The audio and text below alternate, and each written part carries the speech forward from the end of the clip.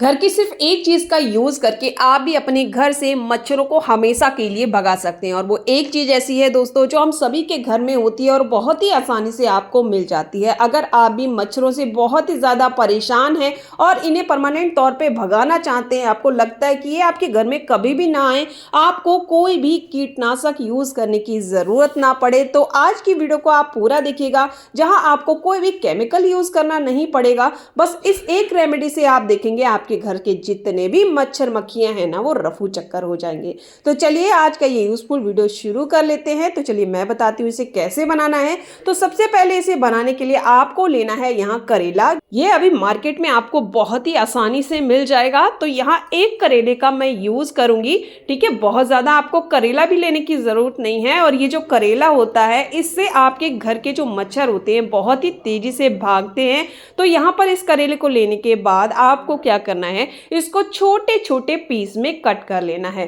दोस्तों हम क्या करते हैं, मच्छरों को भगाने के लिए बहुत सारे कीटनाशक का उपयोग करते हैं, लेकिन यकीन मानिए एक बार आप इसे यूज करके देखिए, आपके घर के जितने भी मच्छर हैं ना, वो तुरंत के तुरंत ही भाग जाते हैं और बिना किसी केमिकल के। कोई भी केमिकल आपको यूज करने की जरूरत नहीं है। अब देखिए अगली चीज आपको लेना है यहाँ प्याज। प्याज के छिलके को हम इस तरह से देखिए उतार देंगे और इसके बाद इसके भी छोटे छोटे टुकड़े हम क्या करेंगे, इस करेले के अंदर डाल देंगे। प्याज की जो गंध होती है वो मच्छर और मक्खियों के लिए बिल्कुल भी पसंद नहीं होती है। तो यहाँ छोटे छोटे टुकड़ों में हम इसको कट कर लेंगे और इससे आप देखेंगे आपके घर से जो मच्छर है ना, बहुत तेजी से भागते हैं। तो यहाँ पर देखिए इसको मैंने कट कर लिया। इसके बाद दोस्तों एक दो चीजें हम इसके अंदर और ऐड करेंगे। बस वीडियो को आपको ध्यान से देखना है और स्टेप बाय स्टेप ही आपको फॉलो करना है। कोई भी चीज आपको क्या करना है, मिस नहीं करनी है।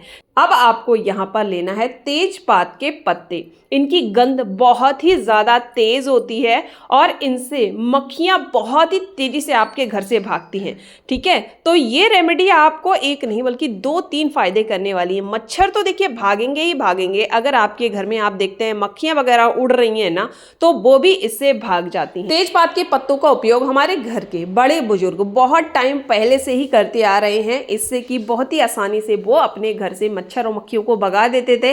पहले के जमाने में कोई कॉइल वगैरह नहीं होती थी, इन्हीं घरेलू नुस्खों का यूज कर मच्छरों को अपने घर से भगाया जाता था। तो देखिए इसको मैंने एक मिक्सी के जार में डाल दिया और डालने के बाद अच्छे से हमने क्या किया, इसको पीस लिया। अब दोस्तों इसको आप एक छलनी के अंदर डालिएगा और इसके डालने के बाद यहाँ पर अच्छे से इसको इस तरह से चलाना है, जिससे जितना भी इसका रस है ना वो आपको नीचे मिल जाएगा। एक बार मैं इसको और छानूंगी, आप चाहें तो छोटी छन्नी में पहले छान सकते हैं, क्योंकि इसका जो रस है ना वो अच्छे से नहीं निकलता है बड़ी छन्नी से। तो मैं बाद में एक बार और छानूंगी। अभी मैं क्या कर रही हूँ, इस तरह से बड़ी छन्नी से इसको छान रही हूँ। इसके बाद दोस्तों इसमें जो पेस्ट जैसा बचा है ना ऊपर, इसको हम फेंकेंगे नहीं, इसका हम यूज करेंगे। तो दोनों चीजों का ही मैं आपको यूज बताऊंगी। तो देखिए इसका रस जो है ना वो नीचे यहाँ पर आ चुका है और ये जो ऊपर प्याज वगैरह बचा है ना, इसको हम क्या करेंगे, इस तरह से एक तड़का पैन लेंगे और उसके अंदर इस तरह से देखिए डाल देंगे।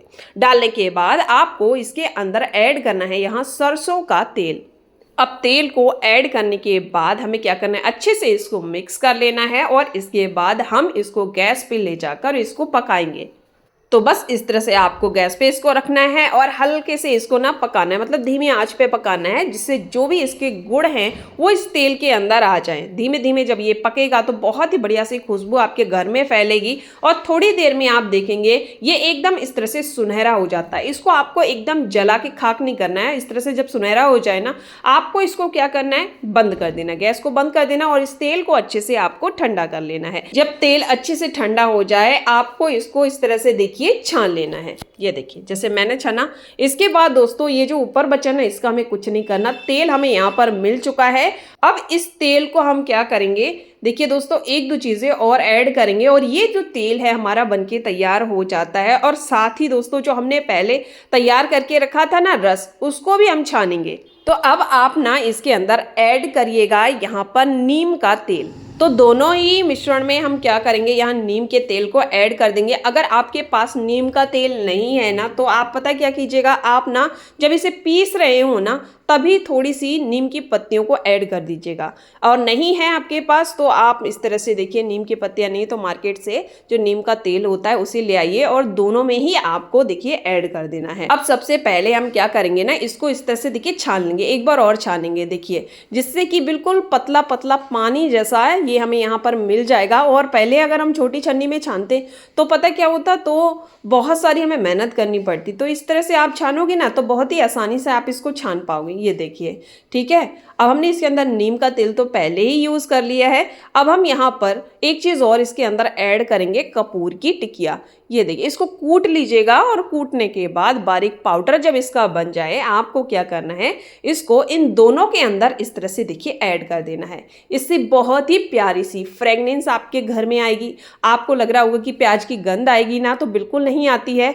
ये जो हमने कपूर इसके अंदर डाला है ना, जैसे ही आप इसका यूज करोगे ना अपने घर में, आप देखोगे बहुत प्यारी सी खुशबू आपके पूरे घर में भर जाएगी, ठीक है। और जो कपूर होता है इससे पॉजिटिविटी भी आती है। और यहाँ पर इसके बाद आपको एक कॉटन लेना है और कॉटन की आपको इस तरह से देखिए बाती बना लेनी है, जैसे मैंने बनाई, ठीक है। इस तरह से बाती बनाने के बाद इस तरह का कोई दीपक ले सकते हो आप, कटोरी ले सकते हो, उसके अंदर आपको इस तेल को डाल देना है। आप इस तरह से 2-3, ठीक है, ज़्यादा दिए भी बनाकर रख सकते हो। मैंने यहाँ 2 दिए बनाकर तैयार किए हैं। इसे तैयार करने के बाद आपको क्या करना है, इसको जलाना है। और ये जो पानी हमने पहले बचा कर रखा हुआ है, मतलब ये जो हमने यहाँ पर करेले का पानी रखा है ना, इसको आपको कैसे यूज़ करना है वो भी मैं आपको बताऊंगी। तो देखिए, मैंने यहाँ पर इसको जला लिया है और इसे जलाने के बाद अब देखिए ये दीपक हमारा तैयार हो चुका है।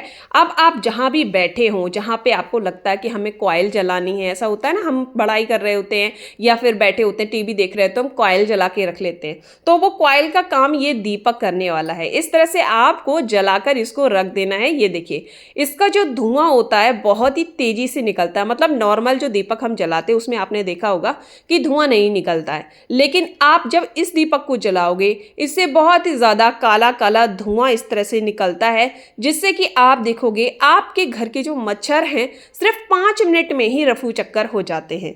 और इस तरह से ज़्यादा क्वांटिटी में भी आप ना इस तेल को बनाकर रख सकते हो और हर कमरे में जला सकते हो। 5 मिनट में ही जितने मच्छर होते हैं ना वो भाग जाते हैं। अब ये जो लिक्विड बचा ना, इसको आपको क्या करना है, इस तरह की कोई भी खाली जो रिफिल हो ना उसके अंदर भर देना है। और भरने के बाद जब आप इसका यूज़ करोगे तो आप देखोगे आपको कॉइल वगैरह जलाने की ज़रूरत नहीं पड़ेगी, कोई भी रिफिल लाने की मार्केट से ज़रूरत नहीं पड़ेगी। और ये जो रिफिल है ना पूरे महीने भर चलती है। तो यकीन मानिए दोस्तों, दोनों में से कोई भी ट्रिक आप यूज़ कर सकते हैं, दोनों ही बहुत ही बढ़िया है। चाहे तो आप दीपक जला लीजिए या फिर इस तरह से रिफिल में भरकर भी आप इस्तेमाल कर सकते हैं। तो आपको ये तरीका कैसा लगा मुझे कमेंट करके जरूर से बताइएगा। उम्मीद करती हूँ दोस्तों दोनों ही आइडिया आपको बहुत ही ज्यादा पसंद आए होंगे। तो ज्यादा से ज्यादा वीडियो को शेयर कर दीजिए और लाइक करना तो बिल्कुल भी ना भूलें। तो मैं मिलूंगी कल फिर से आपसे ऐसी एक और यूजफुल वीडियो के साथ। तब तक जुड़े रहिएगा। Bye bye everyone and thanks for watching. Bye bye.